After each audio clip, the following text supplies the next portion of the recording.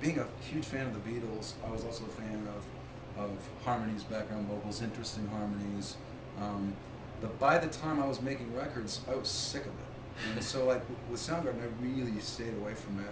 I really felt like one lead vocal and maybe occasionally a background vocal was all I wanted. I wanted this person to be heard, and every nuance of that voice, even if it's sharp and flat.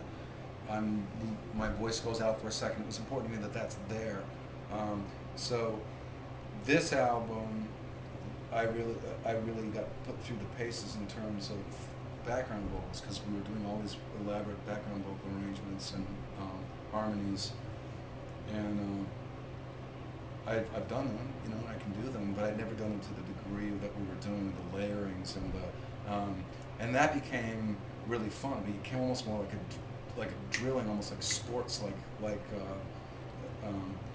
and trying different notes and different intervals and inversions of harmonies, and you could tell right away if something didn't work, and then on to the next thing, and boom, boom, boom, boom, and just a lot of singing and a lot of, you know, after a week of that, finding that, you know, suddenly, oh, I'm really good at this, and I've never done this before in my life. You know, it's yet another thing that I'm learning, and have put to use in a couple of things I've done since then. Well, it sounds great. I think it's an amazing record, and looking forward to Thank seeing you. you do some of this live. You're spending a lot of time in Paris. You have a Mm-hmm. restaurant there now, right? Yeah. Did you work at Ray's Boathouse at some point Yes. in Seattle? Yeah. I worked at Ray's Bloodhouse for I don't know. I started as a dishwasher. I worked at a place called R&R Fish, which was a John Raleigh Rossellini owned Oh, right, yeah. seafood wholesaler. So we would basically sell the fish to the restaurants, and my job was scrubbing the slime out of the place. That was all I did.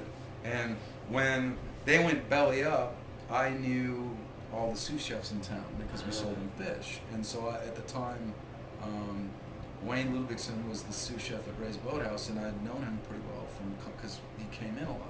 So I started there as a dishwasher and worked my way up to like lead line cook. Um, by the time my band was going, I don't know how many years that took, but it was a few. Wow. And then I worked, you know, with that same sort of group of seafood restaurant people. I kept working, even through the first few Soundgarden tours where, you know, we weren't making any money. We would sort of go out and go around the country and come back, and then I would still have a job, Yeah. you know, if I needed it. Wow. So what's the place in Paris called? It's called Black Calabados, or And, BC. and if we swing by, what should we order? What's the really Well, it's kind of like go to? gourmet comfort food. So it's like Kobe beef sliders, truffle macaroni and cheese, that kind of thing. Yes. You can ask for just like a platter of like a little bit of everything. That's what I always do. But don't you get that because it's your place?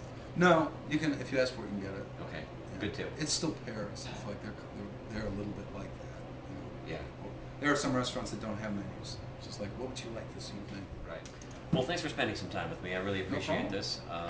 You have to get out there pretty soon, right? Yeah, I'm gonna go play all these songs you see there in front of me. Can you get a shot of those songs? That's a long night.